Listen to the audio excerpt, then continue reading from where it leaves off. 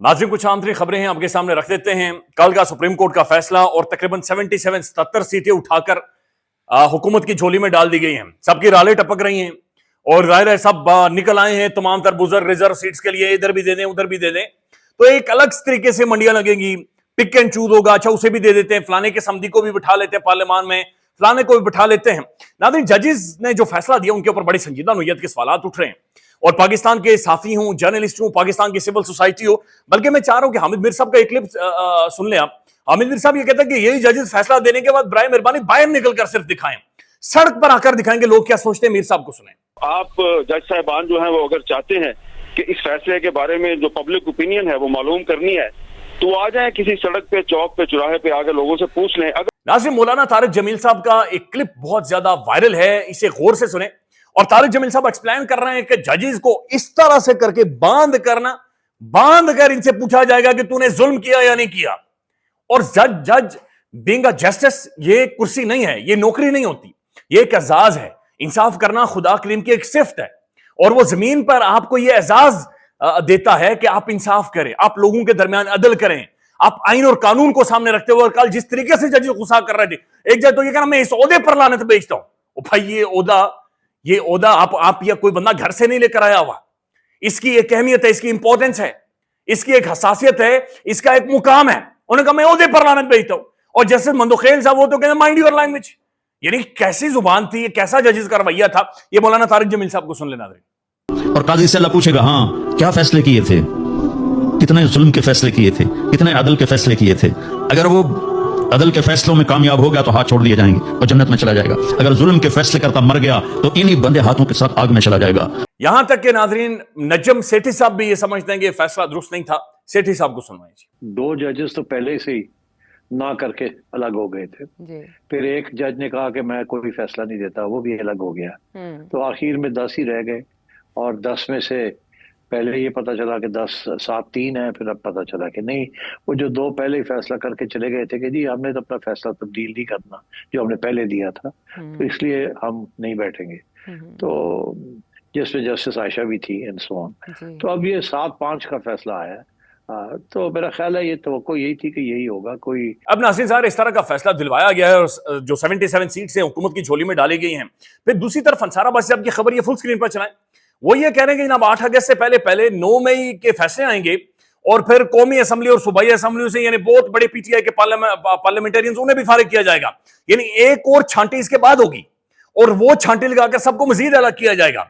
ये चला जी अंसार अब्बास साहब की खबर। तो इसका मतलब ये है कि ये लोग इकट्ठे किए जा रहे हैं, ये जो पार्लियामान पैकिंग की जा रही है इसका कोई ना कोई तो मकसद है।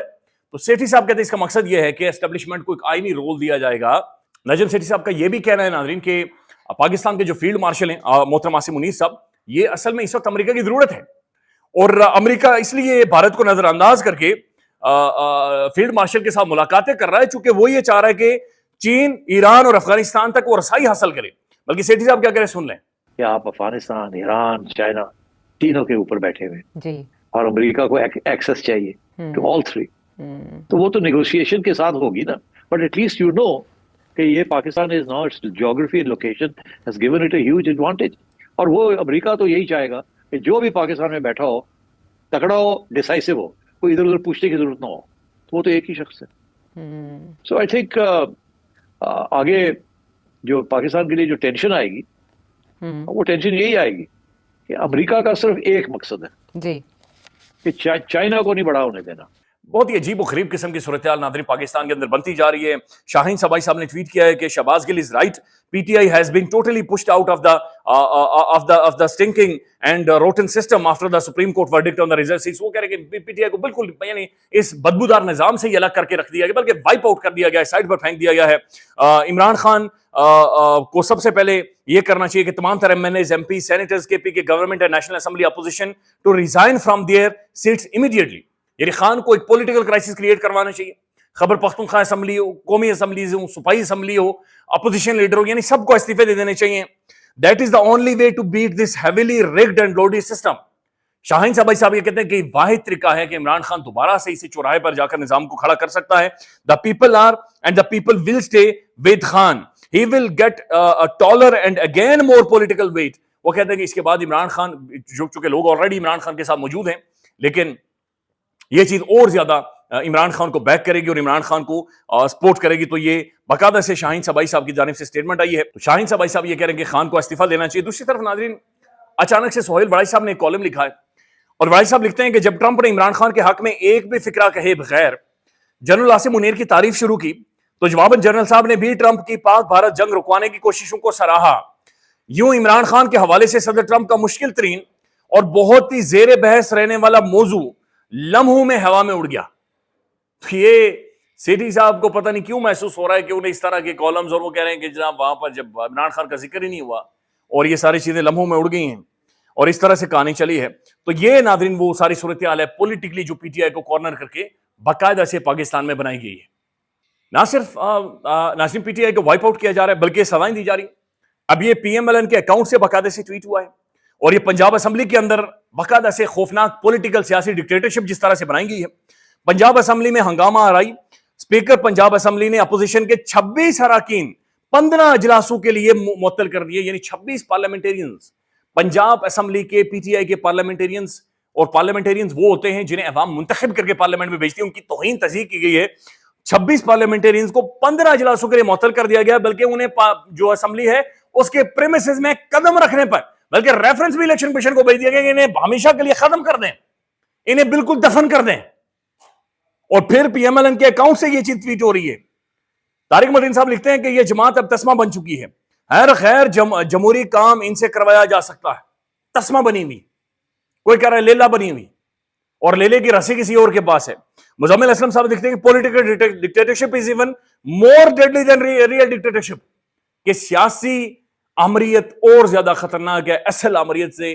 ڈکٹیٹرز کے دور میں جب جرنیل پاکستان کے اقتدار پر قبضہ کر لیتے تھے اتنی سختیاں, اتنا ظلم, اتنی زیادتی نہیں تھی. دوسری طرف ایک خبر اور ظاہر ہے کل یہ ڈیولپمنٹ ہوئی اور اس نے سب کو بہت زیادہ پریشان کر کے رکھ دیا ہے. اور یعنی کون سے الفاظ استعمال کرے, دریائے سوات میں جو لوگ بہہ گئے ہیں ان کی تعداد بڑی تعداد ہے, بلکہ پورے کے پی کے میں 17 لوگ ہیں جو کہ دریاؤں کے اور جو طوفانوں کی نظر ہوئے ہیں.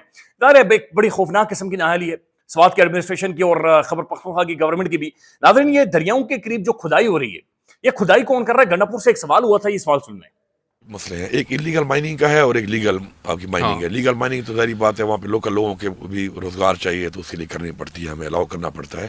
یہ پچھلی گورنمنٹ سے شروع ہوا ہے یہ کام جو آپ بتا رہے ہیں, لیکن ہم انلیگل مائننگ کو ہم نے بڑا فوکس کیا ہوا ہے ختم کیا جائے اور ہم لیگل طرف لے کے جا رہے ہیں. یہ جو آپ بات کر رہے ہیں اس کے اندر وہ جو لوکل آپ کا جو پچھلے گورنمنٹ سے شروع ہوا تھا اور ہمارا وزیر اعلیٰ بھی اس وقت سوات کا تھا, تو اس کو یہ چیز دیکھنی چاہیے تھی نا کہ وہ 6 کروڑ روپے کے لیے یہ کھدائیاں کیوں شروع کرائیں اس نے. جب میرے نوٹس میں آیا تو ہم اس کو بالکل ڈسکریج کر رہے ہیں. یہ ناظرین صرف ایک نوٹیفیکیشن جاری ہوا ہے اور چند بیوروکریٹس کو معطل کر دیا. یہ نااہلی ہے. یعنی آپ کو پتا تھا طوفان آنے والا ہے, آپ کو پتا تھا اس طرح سے طغیانی بننے والی ہے, آپ کو پتا تھا فلیش فلڈ آنے والے ہیں, لہذا آپ پہلے سے ٹورسٹ کو بتاتے, آپ دفعہ 144 لفظ کر دیتے. آپ کی ٹیمیں موجود ہونی چاہیے تھی, ریسکیو کی ٹیمیں موجود ہونی چاہیے تھی. خود سوچے اگر کسی جرنیل کی, کسی جج کی, کسی سیاستدان یا کسی بڑے صحافی کی اولادیں ہوتی یا ان کی فیملیز ہوتی تو گنڈا پور صاحب شاید خود جہاز سے نیچے آتے.